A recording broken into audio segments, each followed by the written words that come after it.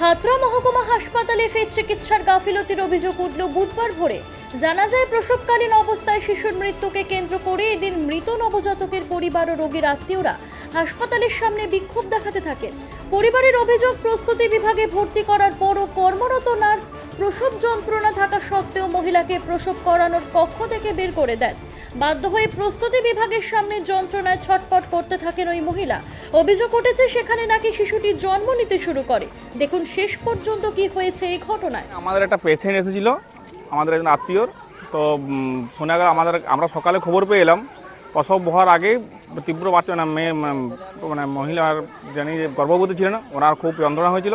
তো বাড়ির লোক বারবার বলার পরেও ওরা সেরকম তদারকি করেনি। পরবর্তী ক্ষেত্রে বাচ্চাটা মারা যায় প্রসব হওয়ার আগে। তো আমাদের একটাই বক্তব্য, বারবার এভাবে খাতড়াবাসী হাসপাতালটা খাতড়াবাসীকে অত্যন্ত গুরুত্বপূর্ণ, কিন্তু এখানকার পরিষেবা কখনো ভালো নয়। ঠিক আছে, তো আমাদের একটাই দাবি, পরবর্তী ক্ষেত্রে যাতে না মানুষের কোনো রকম এরকম অসুবিধার সম্মুখীন না হতে হয়। কারণ এই সব গরিব মানুষ যাবে কোথায়? আমাদের একটাই প্রশ্ন। হ্যাঁ, আরেকটা সবচেয়ে বড় কথা, আমরা এখানে এসে পরে এখানে সমস্ত রকম রোগীর পেশেন্ট এখানে এসে পরে জানতে পারলাম এখানের হাসপাতালে যে সমস্ত স্টাফ আছে তারা অত্যন্ত দুর্ব্যবহার করে।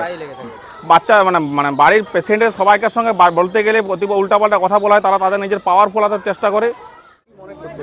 এটা মনে করছি স্যার পুরোটাই গাফলাতি এখানে, বুঝেছেন? পেশেন্টের বুঝলেন, এইখানে না ডাক্তারবাবু আছে না কিছু। ডাক্তারবাবুকে যদিও কল করা হয়েছে, ডাক্তারবাবু কিন্তু হসপিটালের মধ্যে ছিল না। প্রথমত একটা কথা, চার চাকা নিয়ে এসে উনি দেখে সঙ্গে সঙ্গে বেরিয়ে গেছে। হ্যাঁ ছিল।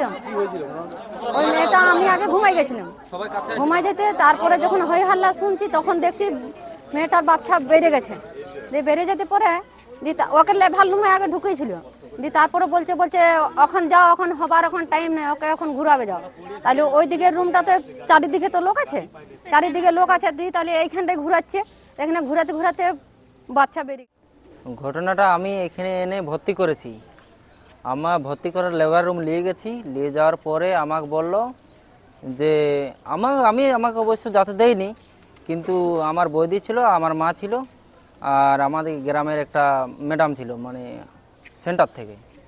তাহলে ওরা এসেছিল, আসার পরে ওরা বলল যে এখন কিছু হবে নি, তুমি বাইরে নিয়ে চলে যাও। বাইরে আসতে এইখানে দেখছি বাচ্চা হওয়ার মতন পদ্ধতি চলে এসছে, বাচ্চা ভুঁয়ে পড়ে যেতে খুঁজছে।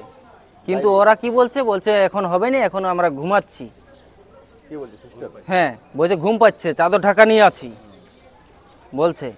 তারপর এখানে হয়ে গেছে, তখন আমরা তো ধুলে ছুটে আসছি যে এইখানে বৌদি একা সামলাতে পারছে না।